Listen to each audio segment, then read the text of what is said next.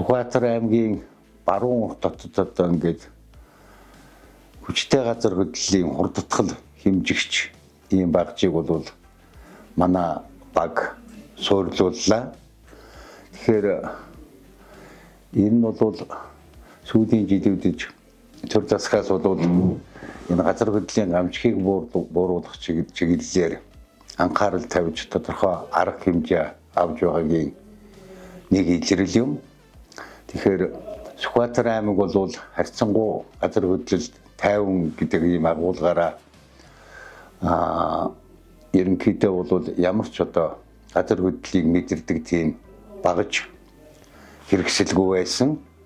За Монгол улсад бол үндсэндээ 12 аймаг бол яг суурин станцууд байнга ажиллаж байдаг.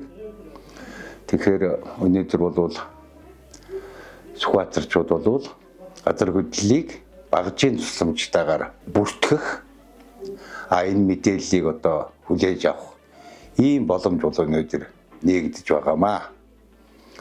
За ерөнхийдөө бол манай энэ шинжилгээ ухааны академийн одон орон геофизикийн хүрээлэн санаачлаад Монгол улсын бүх суурин газруудад сум суурингуудад 330 сумдаа нэг-нэгийг, аймгийн төвүүдэд 3-ыг, Улаанбаатар хотод 45-ыг ийм энэ багжийг суурлуулж ийм нэгдсэн акселерометр гэдэг энэ багжийн одоо сүлжээ байгуулах ийм зорилтыг тавиад ажиллаж байгаа юм аа.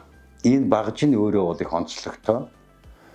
Нэгдүгээрт одоо овор багтаа, өртөг багтаа мэдрэх чадвар бол өндөртөө. Энэ бол Америкийн нэгдсэн улсад үйлдвэрлэсэн ийм одоо сейсмограф буюу одоо энэ газар хөдлөлийн хурдтгалыг хэмждэг ийм багж байгаамаа.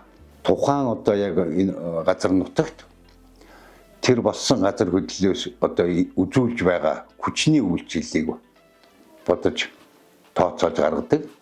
Тэгэхээр хуучин бол бид энийг яаж мэдээлдэг, мэддэг байсан гэхээр ам асуулгын аргаар буюу одоо утас ширмсээр холбогдож энд одоо ийм газар хөдлөл болчихлоо.